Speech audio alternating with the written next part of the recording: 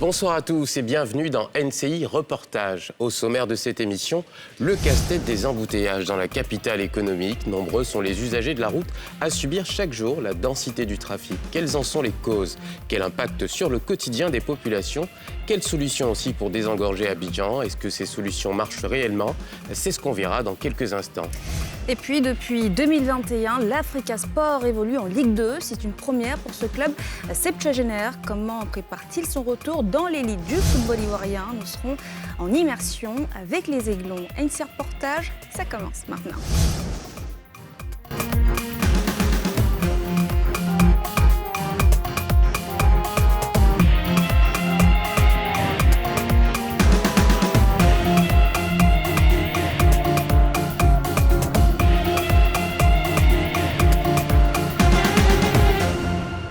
Bonsoir Pierre. Bonsoir Mélina. Est-ce que tu confirmes avec moi que les embouteillages, c'est l'une des principales excuses de retard à Abidjan? Bien sûr, j'étais coincé dans les embouteillages. Disons que c'est facile, mais en même temps, c'est vrai.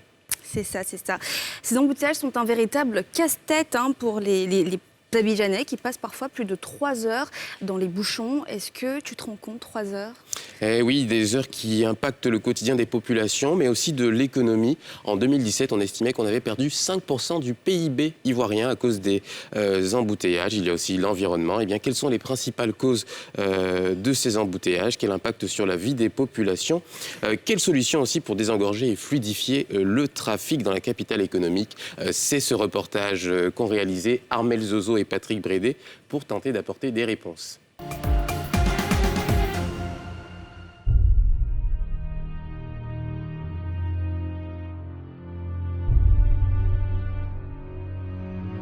Des kilomètres de véhicules, presque pare-choc contre pare-choc, qui avancent au ralenti. Voici le spectacle qu'offrent chaque jour les routes abidjanaises. C'est difficile, Les embouteillages, c'est que chaque matin pour sortir, c'est tout un tas de problèmes. Le soir pour rentrer, même les mêmes choses. En tout cas, que Dieu veuille que les routes viennent. Je pense que c'est le nombre de voitures qu'il y a dans Abidjan. Il faut déconcentrer un peu Abidjan. De jour comme de nuit, ces embouteillages paralysent la circulation et rendent difficiles les déplacements dans la capitale économique. On y passe parfois de longues heures à attendre, aux plus grandes dames des usagers. Yopougon et puis une partie de Cocody Angré, ça c'est exclu dans ma tête. C'est-à-dire, je ne veux même pas m'aventurer là-bas, c'est même pas la peine. C'est l'inconscience dans la conduite. C'est de l'inconscience. Je ne sais pas s'ils ont une conscience. Si on a le permis là, quand on le passe, il faut être conscient. Entre incivisme, perte de temps et budget grignoté, nous avons assisté à la guerre que livrent au quotidien les Abidjanais contre ce voleur de temps.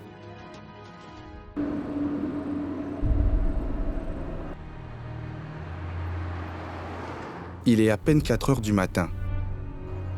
Abidjan est encore endormi. Dans moins de 2 heures, ces routes vont se transformer en piège pour les automobilistes. C'est de Angré-Château, son quartier, que Jean doit rallier la zone portuaire d'Abidjan. C'est pourquoi il décide de partir plus tôt de la maison. Être ponctuel permet à ce contractuel du port d'Abidjan de préserver un emploi déjà trop précaire. Alors, mais il est 4 heures, parce que si je ne vais pas tôt, travail, ils vont me demander des explications. Pourquoi je ne suis pas venu? Parce qu'il y a 2 fois qu'on me demande des explications. Donc si tu ne te lèves pas vite, embouteillage va te prendre. Parce que 6 heures même, c'est même pas tôt. Donc à partir de 4 heures, tu peux te lever pour aller au travail. Jean traverse la pénombre, avec pour seul moyen de s'éclairer la torche de son téléphone. Ouais, comment ici, c'est obscur. Quelqu'un peut m'attendre ici même, m'agresser. Mais bon, tout ça, ça ne nous dit rien parce que le travail, on ne gagne pas. Il faut prendre le risque de te lever à cette heure-là pour éviter les embouteillages. Vous voyez d'ici au port, bon, combien d'embouteillages tu as traversé jusqu'à arriver au port?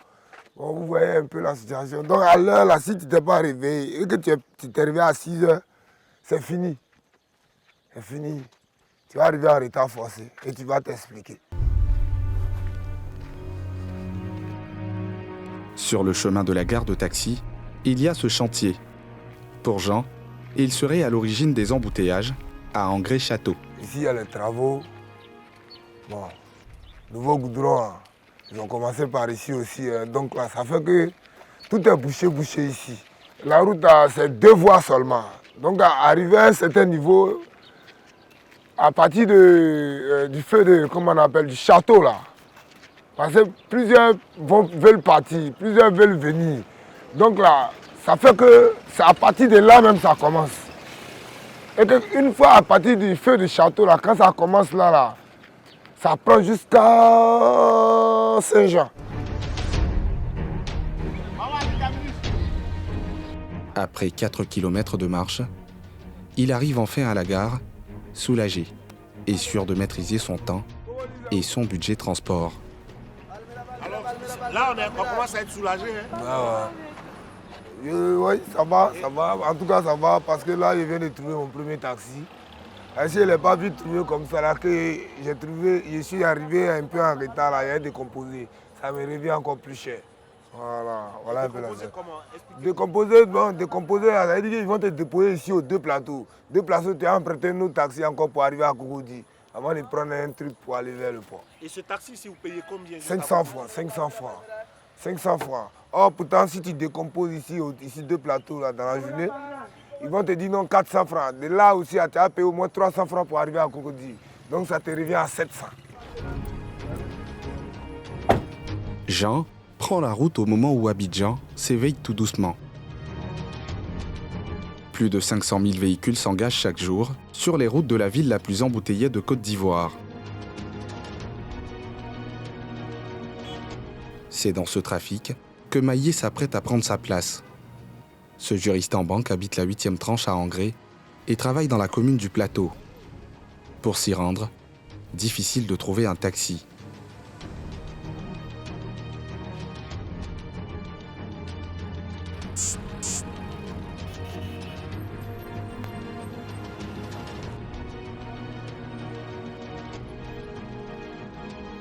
Après 3 tentatives infructueuses, un taxi accepte finalement de le conduire au plateau.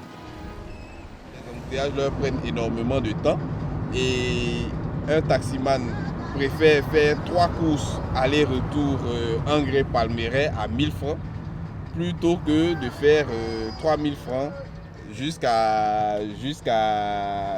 plateau, ce qui va lui prendre au moins 1h, 1h30. Alors que 3 fois en aller-retour à Angré-Palmeraie, non seulement il le fait plus rapidement et il consomme moins de carburant. En temps normal, Maillé a juste besoin de 25 minutes pour faire les 13 km qui le séparent du centre des affaires. Les jours où ça se passe bien, c'est autour de 1h, 1h15. Sinon, en moyenne, c'est pour rejoindre ma maison. Joindre ma maison au travail, c'est 1h30 en moyenne. Et il y a des jours où ça peut aller jusqu'à 2h, 2h30. À peine 2 km, les bouchons commencent déjà. De quoi irriter le chauffeur de taxi. Moi, je peux faire 2 mois, 3 mois, même, sans même monter au plateau le matin. Parce que déjà, vous-même, vous voyez, on a déjà fait à peu près 40 minutes, bien 30 minutes. On est encore dans Angré là. Alors que les 40 minutes, bien les 30 minutes, peut-être, il a déjà fait au moins 2 ou 3 tours sur Palmeraie. Bon, même si c'est 1000 francs qu'il a déjà fait au moins 3 tours, vous voyez. Et puis prendre 3000 aller au plateau, pour faire au moins 2 heures, ça va facile. Après 20 minutes d'attente, le trafic repart. Ces axes paralysés obligent les chauffeurs de taxi à refuser certaines destinations. Mais moi, si tu me dis à l'heure la même fois aller à Yopougon, je refuse. Parce que actuellement, pour aller à Yopougon, il n'y a pas de problème. Mais pour pouvoir sortir maintenant, venir, si c'est Angré ou bien au plateau, c'est ça qui est le problème. 82, puis prendre à gauche sur UJ 41.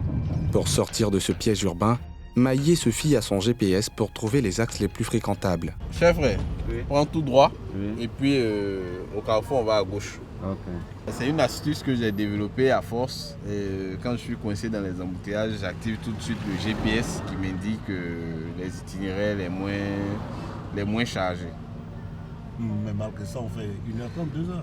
Malgré ça, voilà, tout le monde est équipé aujourd'hui. Malgré ça, on fait... en tout cas, on arrive à réduire les embouteillages, sinon on ne peut pas lutter. Il n'y a pas de solution miracle contre les embouteillages. Ça, c'est sûr. Maillé devra encore passer par l'axe de l'église Saint-Jacques. C'est sur ce tronçon des plus fréquentés d'Abidjan que Marcel est coincé depuis 30 minutes. Ce trajet rappelle à ce cadre l'une de ses pires journées dans les bouchons. J'avais un rendez-vous très important, très important, avec une personnalité d'un très haut niveau. J'ai pris toutes mes dispositions, mais justement, je ne m'attendais pas ce jour-là à ce que l'embouteillage commence très tôt. Et je n'y suis pas arrivé. La fulgurante expansion de la ville d'Abidjan accentue la pression sur les routes et la mauvaise conduite. On n'a pas le choix de toutes les façons. Abidjan, la démographie est galopante. Il y a beaucoup plus de voitures qu'il y en avait par le passé. Parce que normalement, c'est tout à fait normal, les populations augmentent, il y a de nouveaux travailleurs, il y a de nouvelles acquisitions de véhicules. Donc, on a forcément beaucoup plus de véhicules. Et puis, je vais dire, on converge tous dans le même endroit.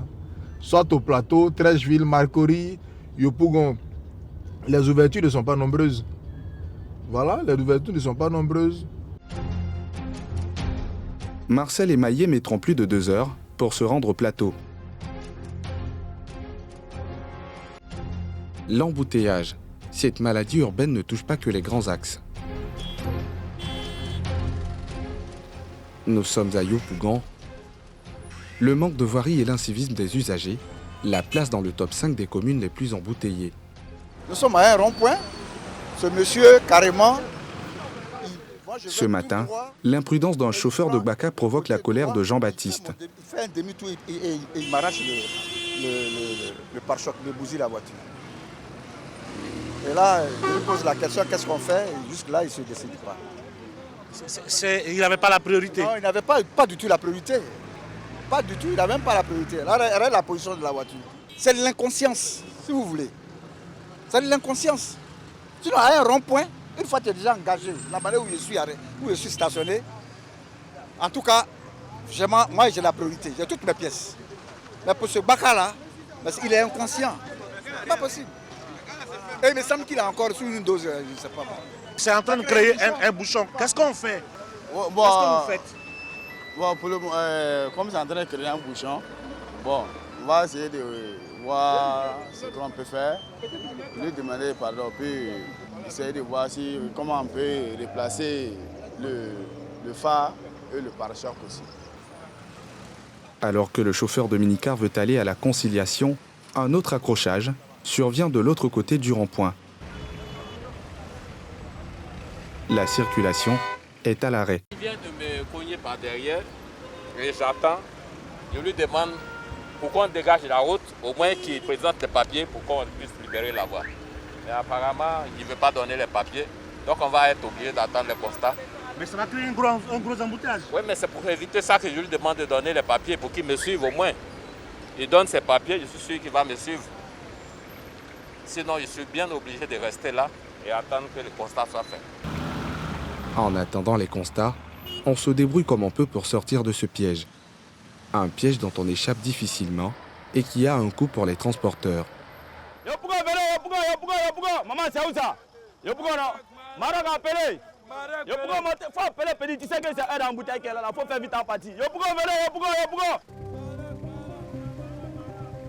Après une journée de travail, cette gare dans la commune de Treichville accueille des milliers d'usagers. Doumbia exerce ici depuis 10 ans. Les embouteillages, il les connaît bien. Pour lui, le temps et les recettes se mesurent en quantité de carburant qu'il perd chaque jour. À cause de l'embouteillage, la consommation augmente. Si on doit prendre 12 000 par jour, à cause de l'embouteillage, on peut arriver jusqu'à 14 000, 15 000. Si on doit gagner 15 000 pour nous, quand on prend un gasoil à 20 000, on ne peut plus gagner les 15 000, on doit gagner 8 000, 7 000, ce qui n'est pas normal. Par jour, en temps normal, on peut faire 6 voyages, mais avec les embouteillages, si on a trop fait, c'est 4 voyages. 3 voyages et demi, 4 voyages. On ne peut pas dépasser ça à cause des embouteillages. S'il n'y a pas d'embouteillage, on peut faire 6 voyages. Des pertes sèches, surtout que Doumbia nous assure qu'il ne peut pas augmenter le transport. On ne peut pas augmenter les recettes parce que ici, là, c'est comme ça. Et pourtant, nombreux sont les usagers qui voient le coût du transport doubler sur certains axes en cas d'embouteillage.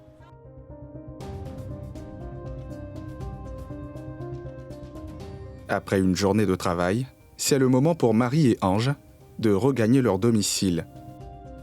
Elles empruntent l'un des axes les plus fréquentés d'Abidjan.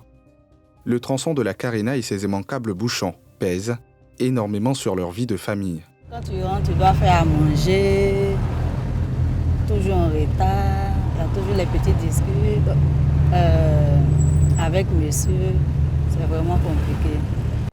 Il faut même parfois faire face à des conditions de voyage difficiles. Oh, difficile. Surtout mais quand il fait chaud même. Actuellement, même c'est pas s'il fait soir même qu'on tient le coup. Donc quand il fait chaud là, vraiment c'est compliqué. On finit les services par exemple souvent à 17h. Tu peux arriver souvent à la maison à 21h, 22h, quand l'embouteillage est vraiment féroce. Le trajet, elles le connaissent parfaitement, au point de savoir à quel moment arrive l'instant redouté. C'est ce qu'on disait. Oui, non, c'est ce qu'on disait. On est dedans. Bon, on fait avec, on essaie d'avoir le sourire. Le rétrécissement de la voie au niveau de la construction du 4e pont serait à l'origine du ralentissement.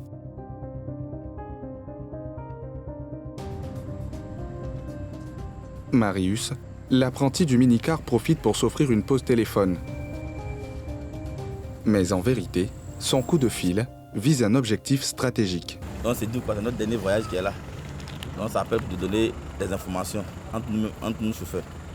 Voici, il y a des personnes encore à Treichville. Bien sur la voie, il y a quoi? Qu'est-ce qui se passe? Sur l'autoroute, est-ce qu'il n'y a pas d'embouteillage?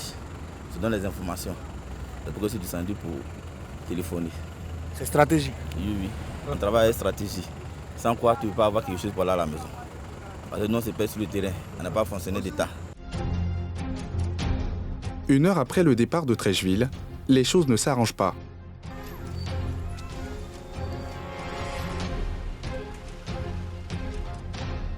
Marius s'improvise agent de régulation de la circulation. J'ai une compréhension entre nous chauffeurs. Tout le monde est pressé. À cause de quoi? Tout le monde est pressé d'aller à la maison à cause de l'heure de pointe. Toi-même, tu as vu un peu. On vient de réguler l'embouteillage, mais personne ne veut laisser l'autre partie. Tu vois ce gros camion. Où on cherche à faire comprendre l'autre. Vous créez, qu'on appelle ça, un petit issue que tout le monde puisse passer. Lui, il refuse. Tu comprends? Ça crée des embouteillages. Donc, ce n'est pas à cause de la mauvaise conduite. Personne ne veut laisser l'autre partie. Ça, c'est encore qu'on appelle les embouteillages.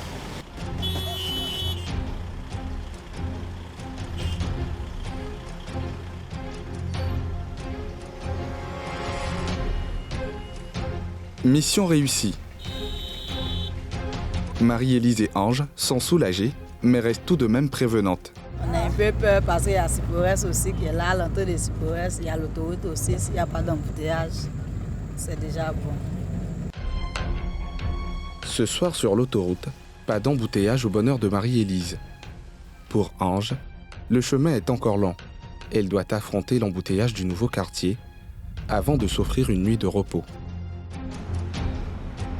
Fluidifier le trafic est devenu une urgence car les embouteillages coûtent très cher à la communauté. Entre 1200 et 1500 milliards par an, soit 5% du PIB.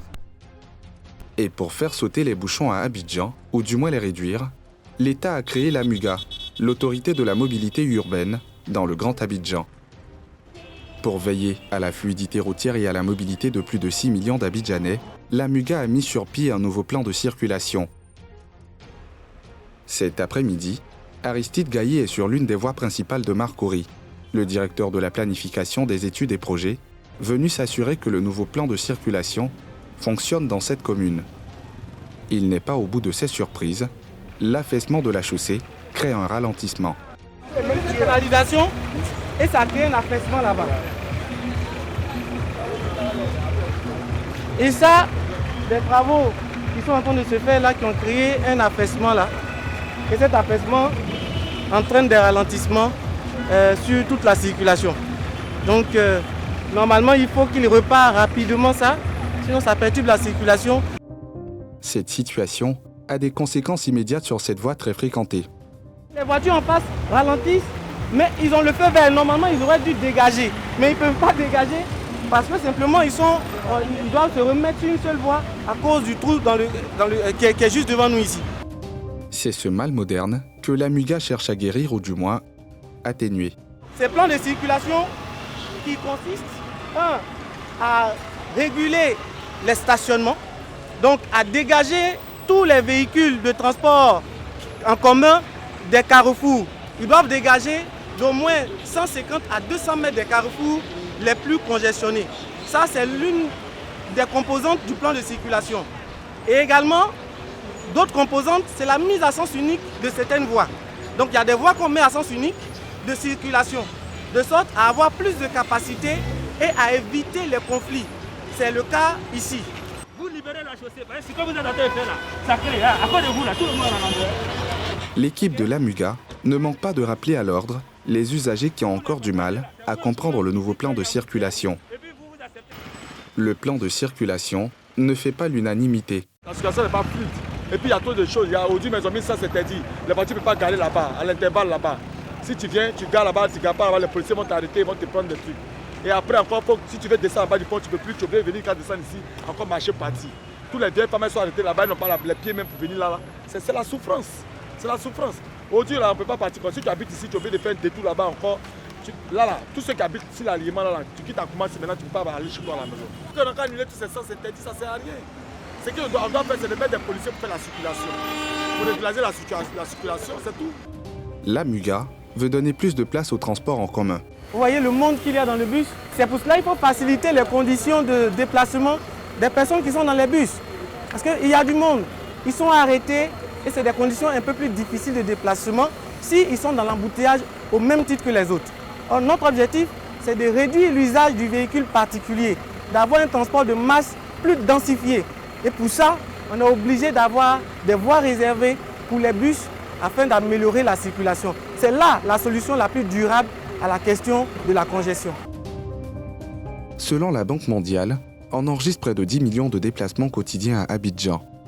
L'État prévoit 200 km de BRT, des bus à haut niveau de service. La MUGA s'est aussi dotée d'une brigade pour appuyer les agents des forces de sécurité.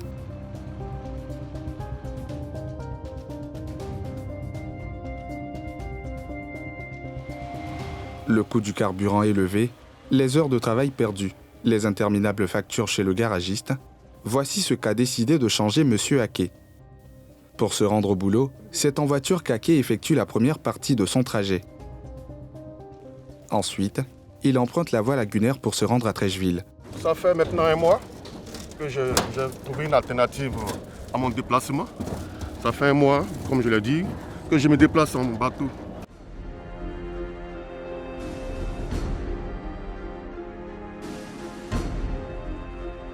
Sur la lagune ébriée, la capitale économique s'offre sous un autre angle, en moins d'une heure. De chez moi, je fais 10 minutes pour arriver au bateau, 30 minutes la traversée que ça dure, et puis 10 minutes de Trècheville à mon bureau. Ça fait 50 minutes. 50 minutes. À tout casser, voilà, moins d'une heure de temps, je suis déjà au bureau. Donc vous voyez le gain en termes de temps, c'est énorme, c'est considérable. J'arrive à l'heure. J'arrive à l'heure. Contrairement aux véhicules, vous êtes toujours en retard, vous êtes toujours obligé de vous excuser auprès des responsables. Ça ne présente pas bien. Dieu merci, nous avons la solution bateau et je souris énormément au bureau. Je transpire moins en plus. Avec un potentiel de 850 000 personnes à capter par jour, la lagune est devenue le nouvel enjeu de la mobilité des Abidjanais.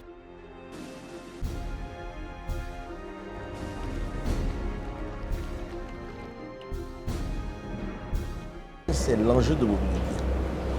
Il faut faire de la lagune un BRT. Il faut faire de la lagune une autoroute. Il faut faire de la lagune une voie de circulation naturelle et normale. L'ensemble des acteurs privés qui sont sur la lagune vont conjuguer leurs efforts sous la houlette de l'AMUGA, donc qui est l'autorité de la mobilité urbaine du Grand Abidjan, pour mailler la lagune, de façon à ce que les Ivoiriens puissent se déplacer de façon intelligente. Il nous faut une mobilité intelligente.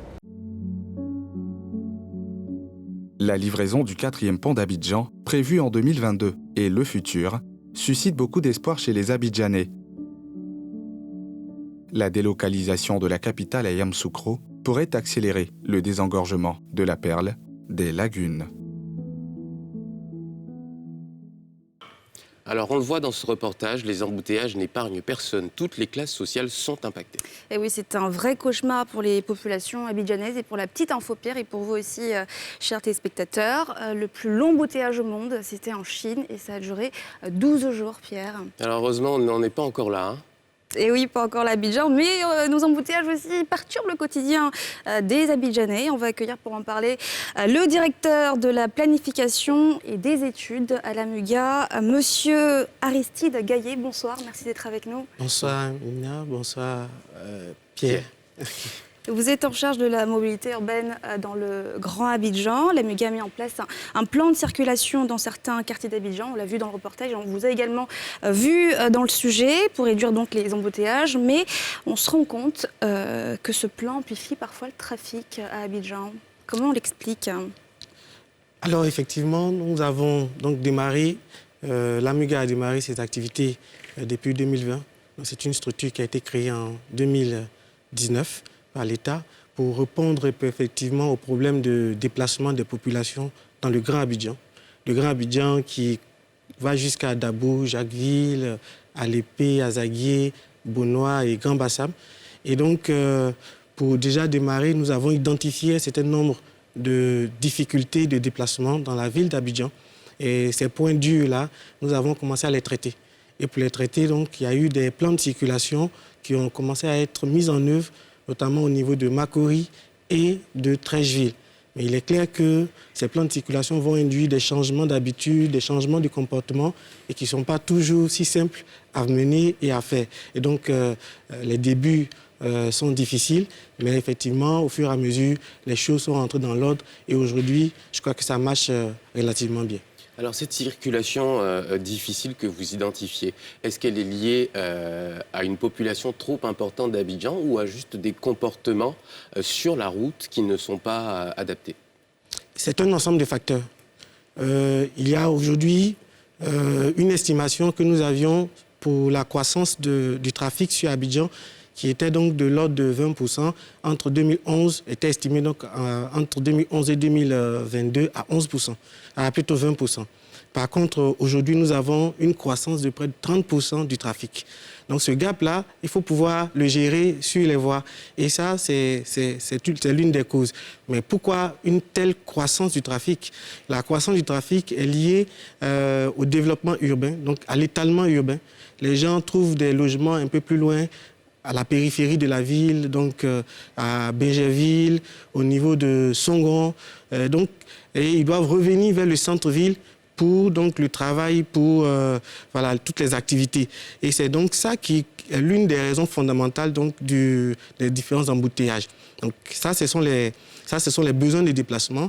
En face, en fait, il faut avoir une offre qui permette d'absorber cette demande-là. Donc l'offre, elle est constituée d'infrastructures, donc les routes. Et nous avons vu que ça fait à peu près une dizaine d'années que l'État investit assez fortement dans la réalisation d'infrastructures. Vous avez le 3e pont, le 4e pont en construction, la Y4, plusieurs échangeurs que le président de la République a annoncé en début d'année. Et donc, il y a eu de gros investissements en infrastructures. Mais à côté de ces investissements dans les infrastructures, il y a un autre volet qui est le service de transport. Il faudrait aussi que le service de transport, qui constitue donc l'autre volet de l'offre, soit également amélioré. Les transports publics. Les transports publics notamment. Voilà, donc, au niveau des en commun, oui. Donc, cette offre de transport public-là reste relativement faible encore aujourd'hui.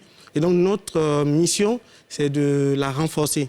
Et donc, le gouvernement a décidé de mettre en place des lignes de transport de masse, notamment le métro, des BRT, à renforcer le transport lagunaire et qui vont donc venir renforcer cette offre. Et c'est tout ça qui permettra d'améliorer la circulation. La lagune, les populations, certaines parties de la population utilisent la lagune comme moyen de transport. Mais nombreux se plaignent également car il y a beaucoup d'attentes dans les gares, pas assez de bateaux, de pinasses. Est-ce qu'il y a une vraie politique aujourd'hui pour valoriser cette lagune? Oui, alors il y a donc une stratégie de l'État pour que, à l'horizon déjà en 2025, on puisse augmenter l'offre sur le transport lagunaire. Aujourd'hui, nous arrivons à transporter environ 150 000 voyageurs par la lagune. Et en 2025, nous devons être capables donc, de transporter près de 350 000 personnes par la lagune. Et cela va passer donc par la construction de gares lagunaires. Donc déjà, il y a la gare du Plateau et la gare d'Abobo-Doumé. Les appels d'offres sont lancés et donc ces gares-là seront reconstruites et les travaux vont démarrer très bientôt. Et en plus de ces gares, nous avons 6 autres gares dont les travaux vont pouvoir démarrer courant 2023 et permettre donc d'accroître l'offre sur le transport lagunaire, de sorte à ce que jusqu'en 2030, on soit capable de transporter un peu plus de 500 000 voyageurs par jour par la lagune. Donc il y a une vraie stratégie et en plus des infrastructures, donc des gares qui sont construites, nous avons également les bateaux.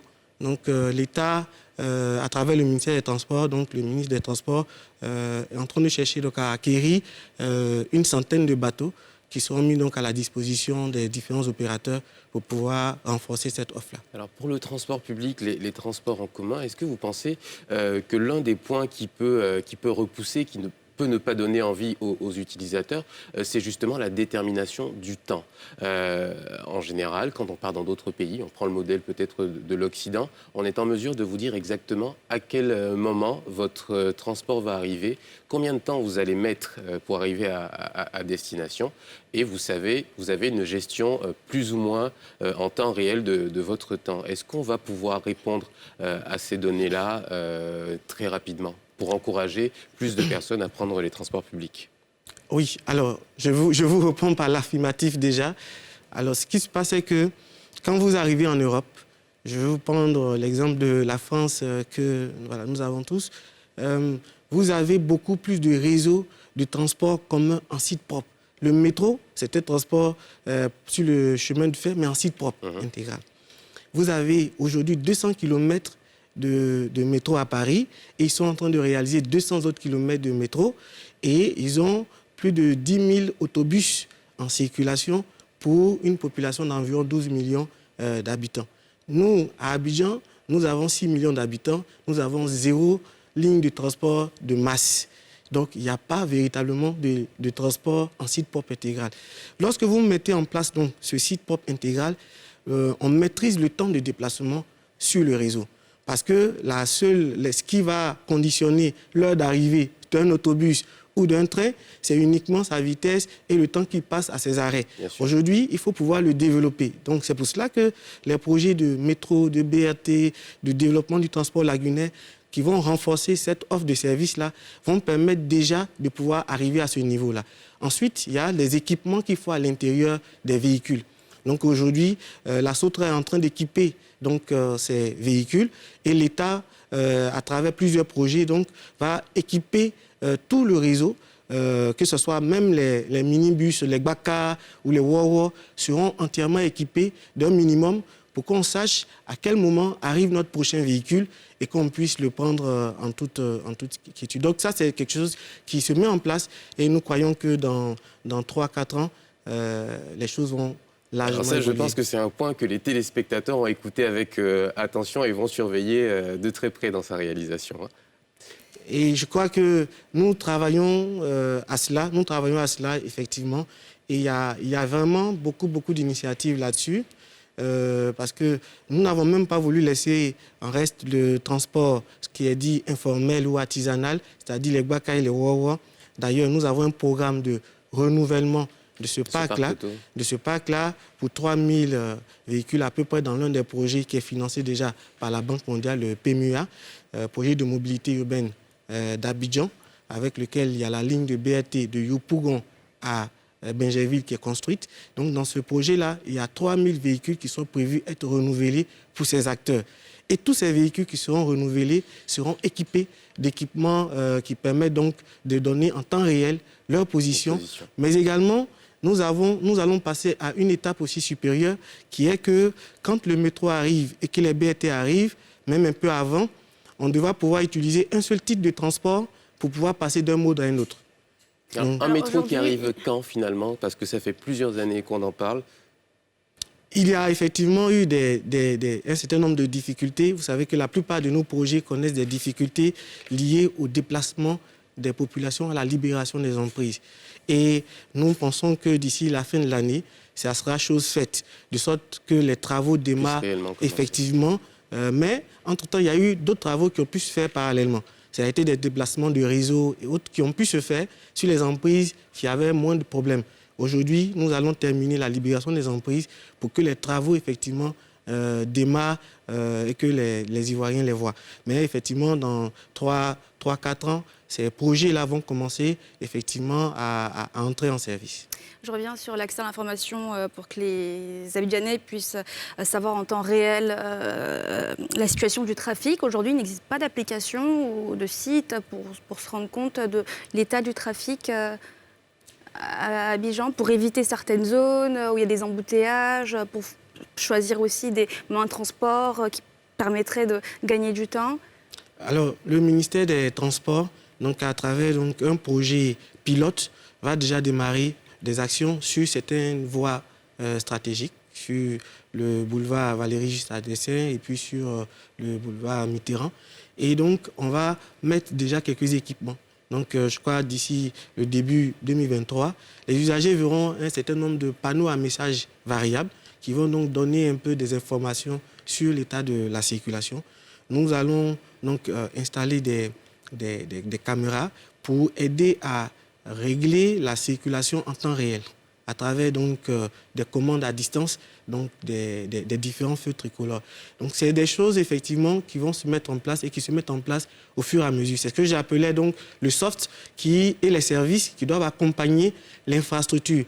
Mais si on n'avait pas l'infrastructure qui était la voie qui a dû être réhabilitée, les infrastructures qui sont en train d'être construites, si on n'a pas ça, on ne peut pas développer tous ces services-là. Et c'est pour cela que c'est maintenant que ces choses se mettent en place et qu'elles vont se développer. Alors juste peut-être un dernier point rapidement. Souvent, vous rencontrez des difficultés. La brigade rencontre des difficultés avec le comportement des automobilistes sur la route. Quel message ce soir aux Ivoiriens pour aider dans cette fluidification du trafic qui va profiter justement à tout le monde? Alors, nous avons pu constater que le comportement des usagers, notre comportement à tous, est un facteur important dans les congestions que nous avons. L'impatience, l'indiscipline et le fait de mal stationner constituent des problèmes majeurs. Et sur 60% des carrefours qui ont été enquêtés, ces éléments-là sont les causes principales de ces embouteillages. Nous invitons donc chacun d'entre nous, parce que nous sommes tous usagers de la route, à respecter le code de la route, à respecter les mesures qui sont prescrites. Parce que ceux qui sont sur le terrain, qui viennent pour aider à fluidifier les carrefours, tout ça, sont là pour nous aider à aller un peu plus vite.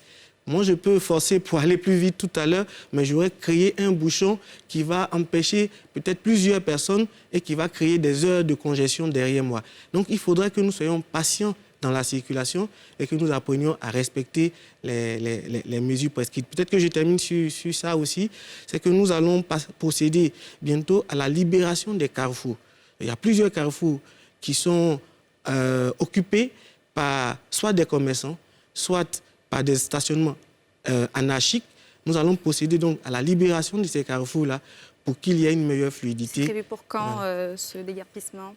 Alors, il y a eu une première phase qui avait été réalisée en début d'année à Yopougon, mais là, nous avons donc essayé d'analyser tous les contours pour que cela soit pérenne. Donc, d'ici le mois d'octobre, nous allons donc reprendre effectivement. Il y a un certain nombre de carrefours qui sont dans l'ensemble de la ville d'Abidjan qui ont été identifiés et par lesquels nous allons commencer. Donc, à partir d'octobre, les carrefours, on va commencer donc à les libérer.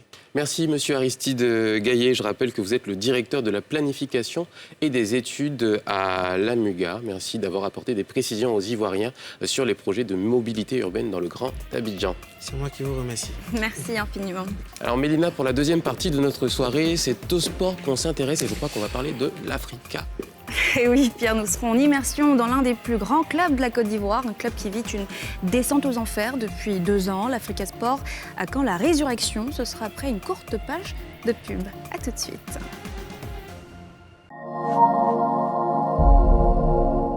Merci d'être toujours avec nous et toujours aussi nombreux à nous suivre et apprécier les reportages. On s'intéresse dans la deuxième partie de notre soirée à un club mythique ivoirien, l'Africa Sport d'Abidjan, un club qui a connu des années glorieuses mais qui vit une descente aux enfers depuis 2021. Et oui Mélina, les Aiglons nous ont ouvert leurs portes. Comment vivent-ils cette relégation en Ligue 2 après de nombreuses crises? Le club veut retrouver son prestige d'antan. L'Africa Sport en route pour une remontada, un reportage de William Sakiré et Armel Zozo.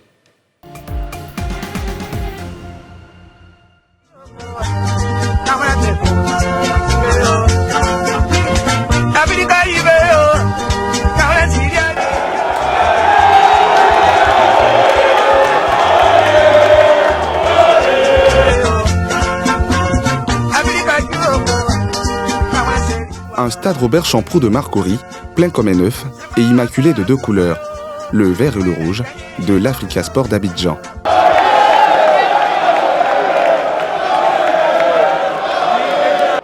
Mais ce lundi 20 juin 2022, après une défaite de buts à 1 face au stade d'Abidjan, l'Africa Sport est condamné à rester en deuxième division pour une année de plus.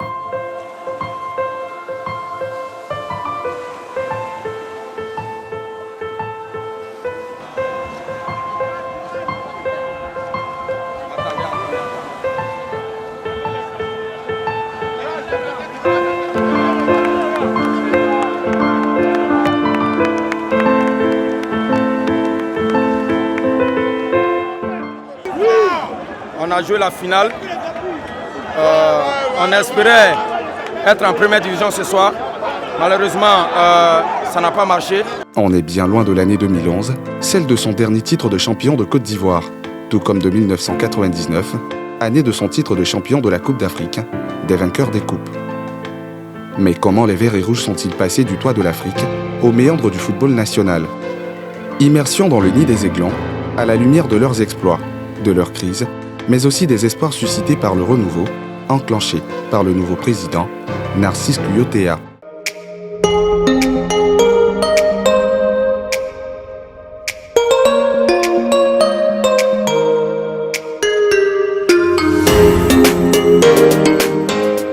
Son match capital face au stade d'Abidjan, l'Africa Sport l'a préparé ici dans cet hôtel, où les joueurs ont fait leur mise au vert.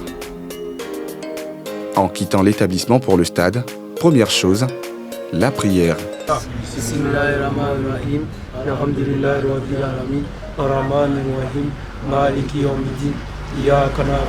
Cette mise au vert, au-delà de l'enjeu purement sportif, portait un autre symbole, celui de la rupture avec la dernière crise du club, ponctuée notamment de grève des joueurs pour salaire impayé, ou encore d'un bicéphalisme à la tête du club, avec d'un côté Antoine Bailly et de l'autre, Alexis Vagba.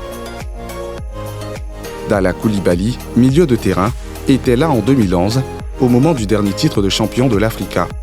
Il était là aussi entre 2019 et 2021, au moment de la crise qui avait abouti à la mise du club sous administration provisoire par la Fédération ivoirienne de football. C'est le club que nous aimons tous. Après, quand on voit que le club vacille de gauche à droite, ça fait mal. Mais Dieu merci, aujourd'hui, il y a un grand monsieur qui est arrivé. Il avait déjà pris le club auparavant. Il est venu avec sa même mentalité. Là, en ce moment, il y a une certaine stabilité qui permet à ce que les joueurs soient un peu calmes, un peu sereins pour être bien dans nos matchs. Et ça aussi, c'est important.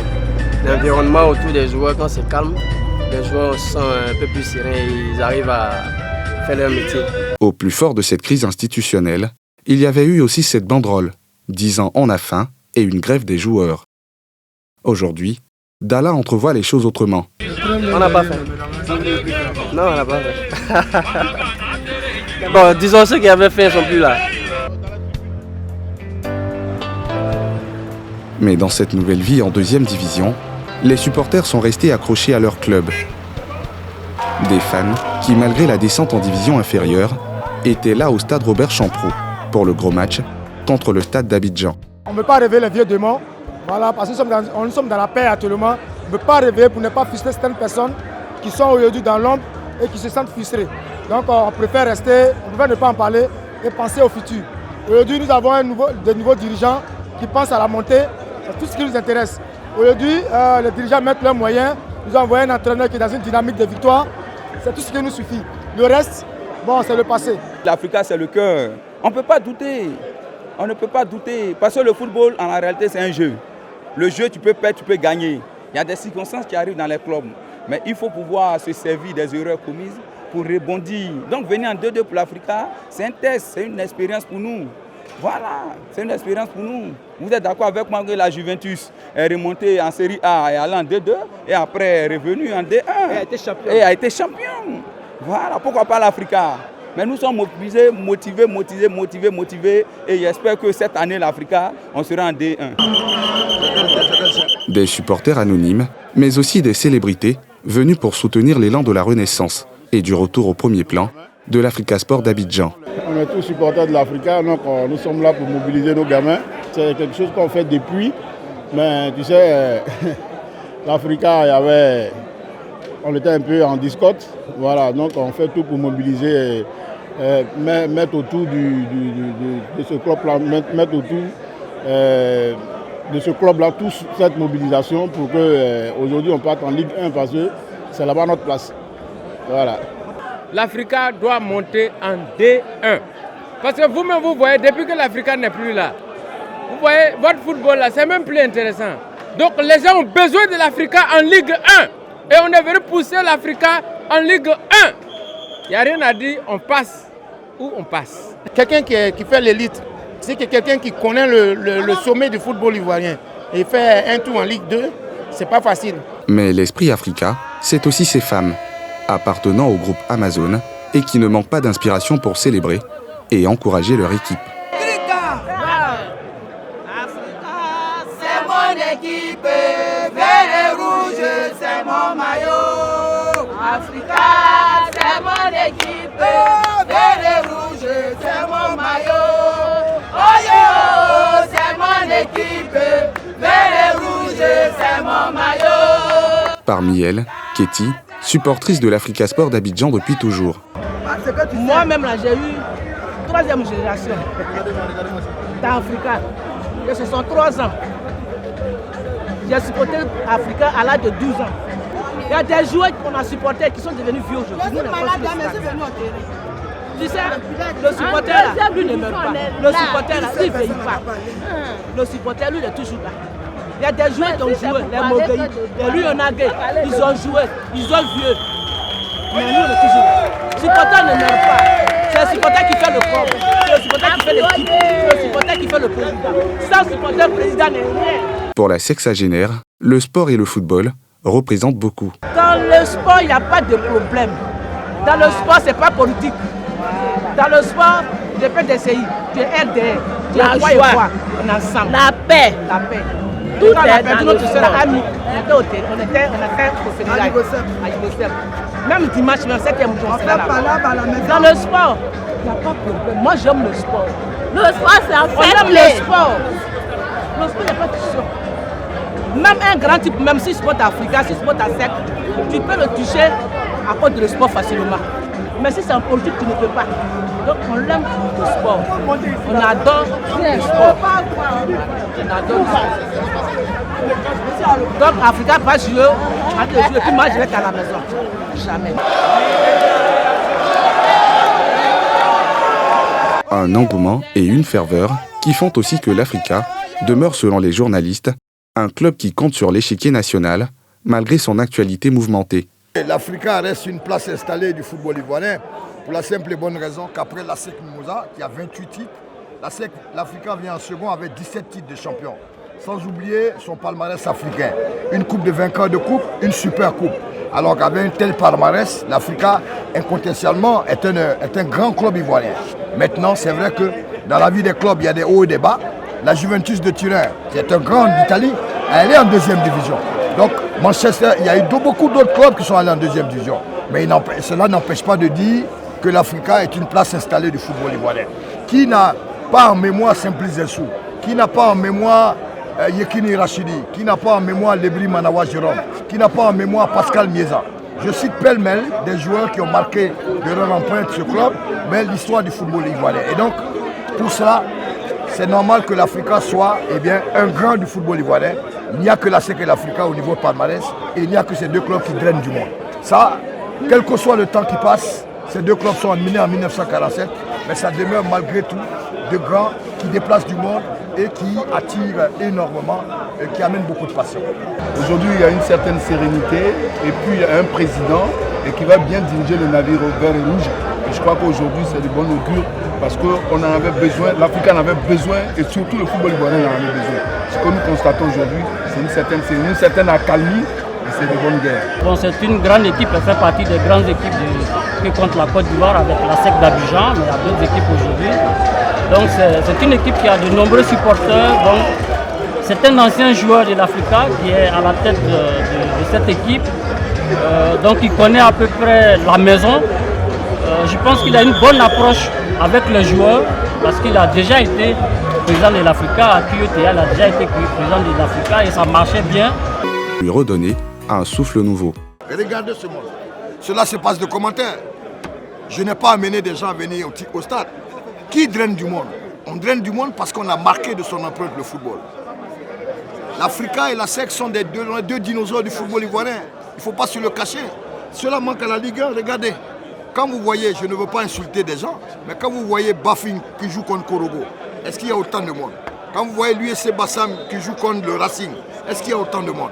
Mais quand vous parlez de l'Africa, même en deuxième division, il y a des gens qui se rappellent. Si l'Africa revient sur le chéquier national, on peut dire que la Ligue 1 c'est quand même un grand championnat. Donc si l'Africa revient là, ce sera bon. C'est bon d'ailleurs pour la relance du football ivoirien. Parce qu'on a beaucoup tergiversé. Dans ces derniers temps, on ne retrouve plus ces équipes ivoiriennes sur le plan africain. Donc on va trouver véritablement cette alchimie qu'il fallait pour les matchs, les rencontres de football, à savoir la SEC contre l'Africa. C'était bien de voir ces oppositions-là. Donc faire revenir l'Africa en Ligue 1 ou bien l'Africa revenir en Ligue 1, ce sera une bonne chose.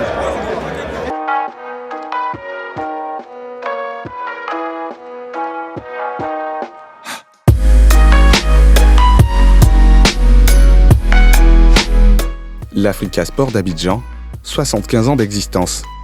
Une histoire et des titres qui l'aident à se maintenir, au-delà de la passion des fans, sur l'échelle des valeurs du football local.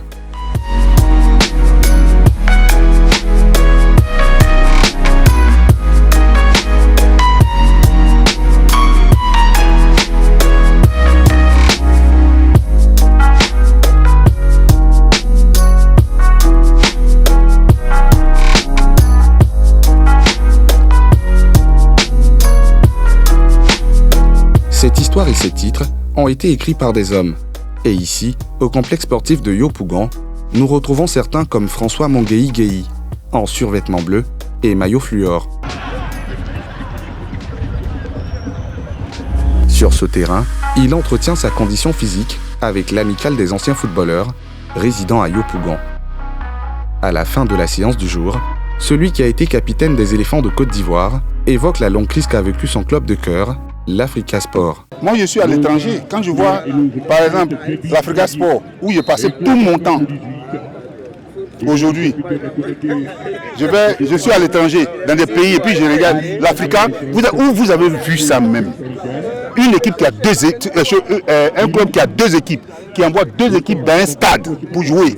Mais seulement on doit être dans la 8e division. Ils se foutent de l'Africa Sport. Nous, on a joué à l'Africa. On sait ce que c'est que l'Africa Sport. L'Africa, c'est l'harmonie. Nous sommes des frères. On est toujours ensemble. Même aujourd'hui, on ne joue plus, hein, mais on est ensemble. C'est le respect de l'autre. Aimer son prochain. Et puis maintenant, il y a la mentalité. C'est ça, notre équipe.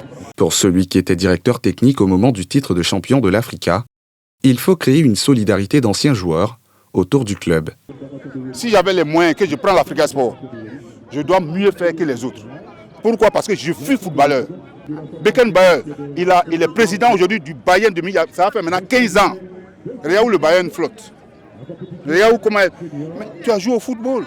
Tu appelles les gens qui ont joué au football avec toi, qui ont joué à l'Africa Sport. Tu dis, bon, les gars... Ça, c'est le message à Non, moi, je ne sais pas. Moi, je n'ai pas de message à donner. Je parle.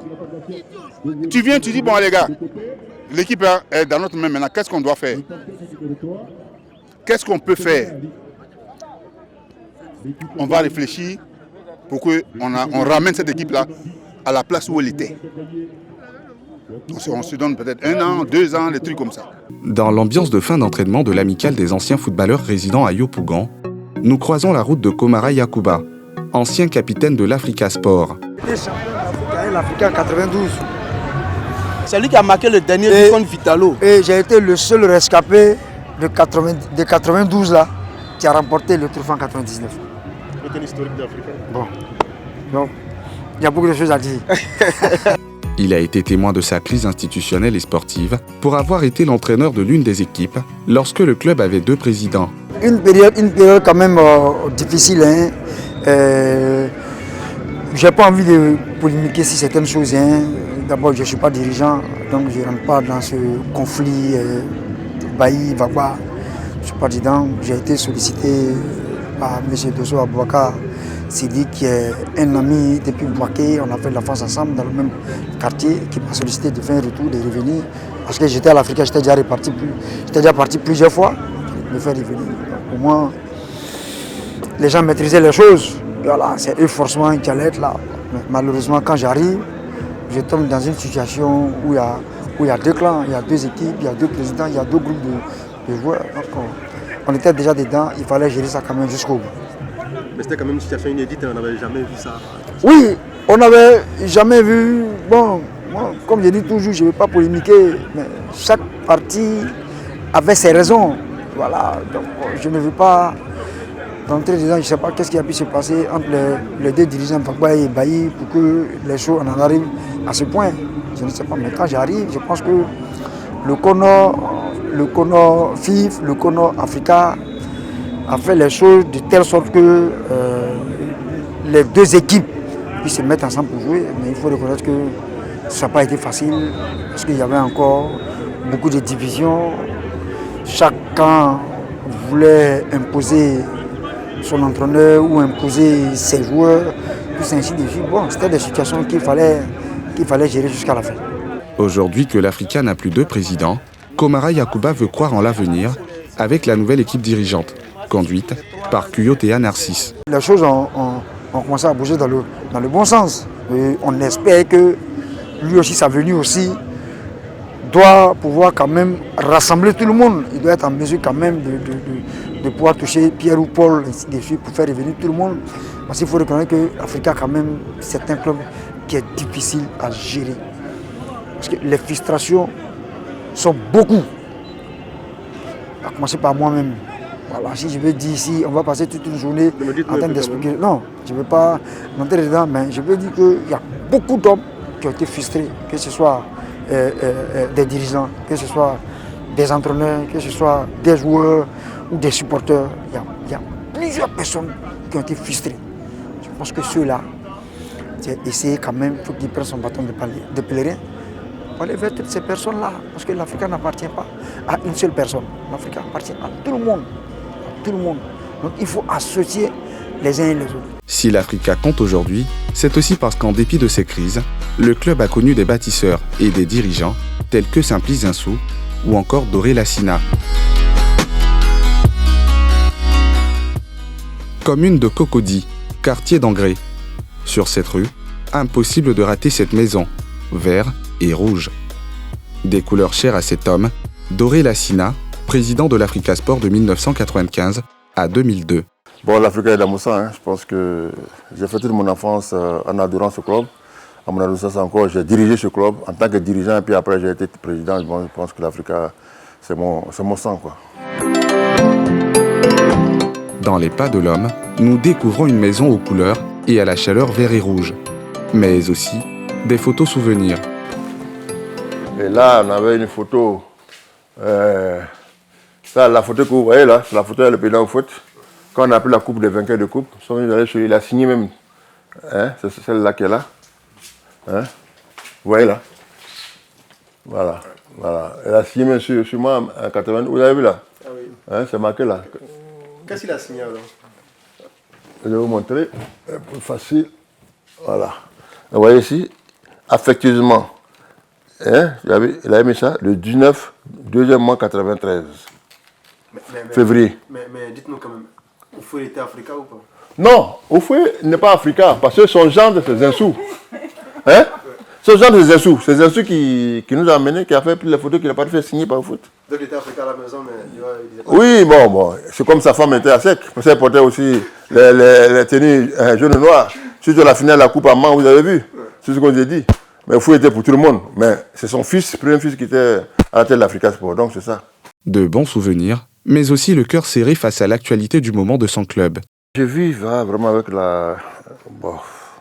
avec beaucoup de peine. Parce que quand je vois ce que nous avons fait pendant près de 10-20 ans, quand on était avec le président Zinsou, même avant lui, et quand moi-même je suis venu aux affaires, et quand on voit ce qui s'est passé après, la descente de l'Africa Sport en deuxième division surtout, par l'incompréhension des fiches de l'Africa Sport, et ça fait de la peine. On peut dire que l'Africa est habituée à ces crises, mais je pense qu'à un moment donné, il faut arrêter quand même. Il faut arrêter parce que ça n'apporte rien au club. Ça n'apporte rien au club. Parce que moi je prends mon exemple. Quand j'étais président de l'Africa, il n'y a jamais eu de crise. Nous avons eu de bons résultats.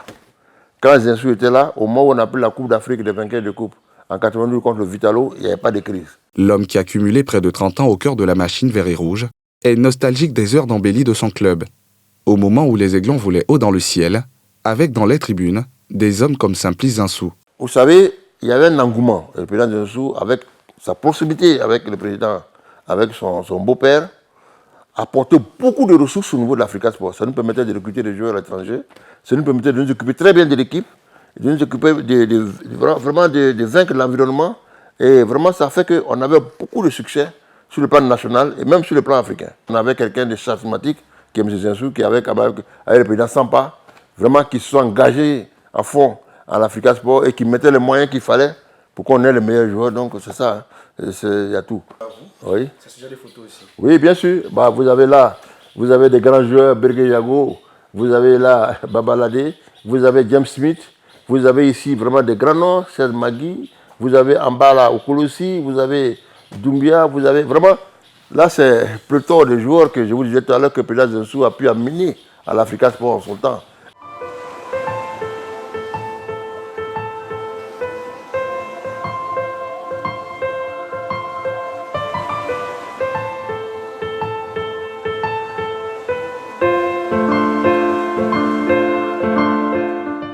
Doré Sina, malgré sa retraite, suit de très près l'actualité de l'Africa Sport et le travail du nouveau président, Kuyotea Narcisse, dont il connaît la vision. Le problème de Kuyo aujourd'hui, il est en train de créer une stabilité au niveau d'abord du club. Et puis, on va avoir aussi notre patrimoine propre. Il y a le siège que j'avais commencé à construire à Treichville. Qu'on va continuer, qu'on va terminer pour qu'on puisse avoir... On a un siège provisoire actuellement à Bonoumé. C'est une villa en location. Mais le siège même d'Africa Sport à Treichville qu'on va achever et on va déménager, les supporters y seront. Mais ça, c'est de la patience.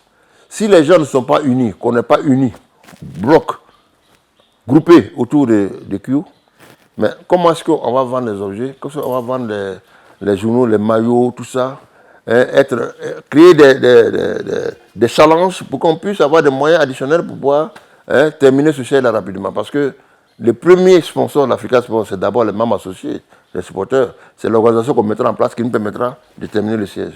Donc, une fois qu'on a terminé ça, il y a aussi un projet, un grand projet, que je suis avec eux tout le temps. Il y a un grand projet d'avoir un patrimoine propre, c'est-à-dire un centre de formation, plus un terrain d'entraînement. Voilà. Ça, c'est prévu. Voilà.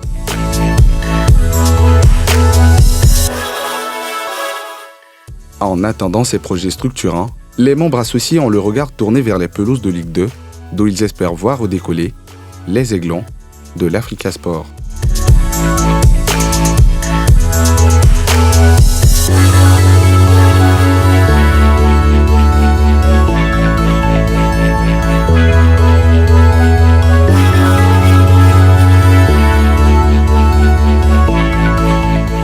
la saison prochaine sera peut-être la bonne pour l'Africa Sport, Pierre. Eh oui, le football ivoirien connaît beaucoup de mouvements ces derniers temps entre cette ascension du Lys Sassandra et cette descente de ce club mythique en Ligue 2. Bah écoute, c'est tout le mal qu'on leur souhaite. En tout cas, William Sakiré, donc passionné de foot, qui avait déjà réalisé ce reportage sur le Lys Sassandra, s'est penché sur le dossier de l'Africa Sport. Bonsoir William. Bonsoir Pierre, bonsoir Mélina. Bonsoir Williams. Alors comment va aujourd'hui l'Africa Sport? On a pu le constater un peu dans le sujet, mais vous avez été au cœur du vestiaire de ce club, il disait Pierre, et on l'a dit dans le reportage, mythique ivoirien. Comment vit-il après cette désillusion? Comment les avez-vous sentis dans ce reportage, lors de votre reportage? Je dirais déjà que l'Africa va mieux, parce que l'Africa a connu pas mal de crises, deux présidents, deux clubs, deux entraîneurs. Voilà, tout ça. Mais aujourd'hui, ils sont sur la pente ascendante. C'est pour ça que j'ai mis la veste verte, pour leur donner le petit carton vert, en fait. Ça va mieux, en tout cas. Vous avez été donc au plus près des membres associés. Comment on appelle les supporters de ce club? Qu'est-ce qui les retient encore en dépit des déboires de leur équipe? Alors, je dirais que l'Africa, c'est un club qui a vraiment quelque chose de particulier. C'est le club de tout le monde, des anciens, des jeunes, des femmes aussi, quel que soit l'âge. Donc, en fait, les gens, c'est vrai qu'à la base, ils étaient attachés de façon régionale dans le centre-ouest de la Côte d'Ivoire. Mais aujourd'hui, de plus en plus, ce club est en train d'atteindre presque toutes les régions de Côte d'Ivoire. Maintenant, à l'Africa, on se dit que ce n'est pas seulement les résultats. Ce n'est pas seulement l'organisation comme la SEC, par exemple. Mais c'est plutôt l'amour du maillot et puis le rouge, comme le sang qui coule dans les veines. Donc, peu importe le résultat, les gens sont tous accrochés. Alors, vous aviez parlé des crises que le club a traversées. On avait notamment suivi l'intervention du comité de normalisation de la FIF qui s'était penché sur ce dossier. Est-ce que vous pensez que ces interventions extérieures ont permis d'assainir l'environnement de l'équipe dirigeante du club? Je dirais que oui. C'est vrai que c'était un mal, mais on va dire que c'était un mal pour un bien. Parce qu'aujourd'hui, l'Africa, finalement, n'a plus de président. Kuyo Tea a été élu. Donc, c'était une bonne chose. C'est vrai que pour les Verts et Rouges, pour leurs supporters, c'était pénible.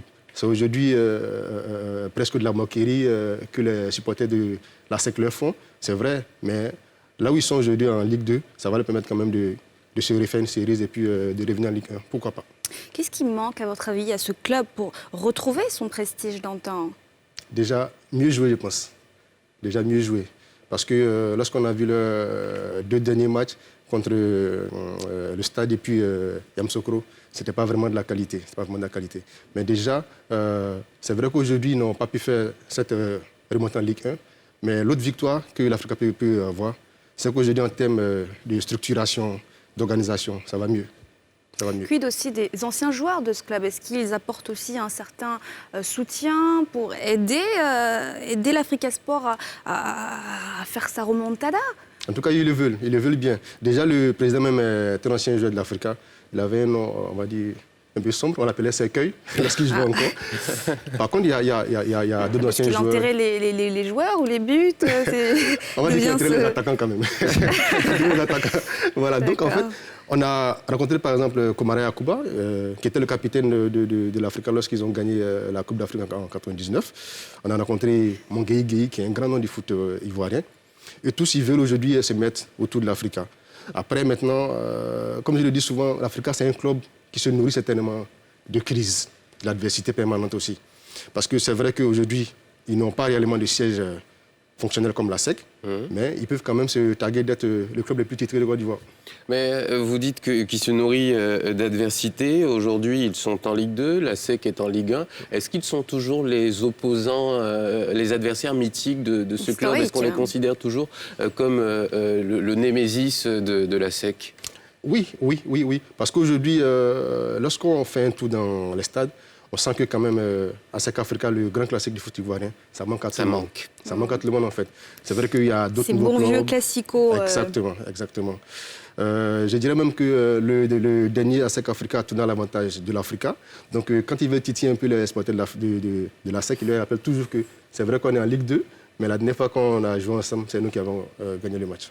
Est-ce qu'on peut dire que le club a vaincu tous ces démons, notamment quand on pense à la crise institutionnelle qu'il a vécue, judiciaire et sportive aussi?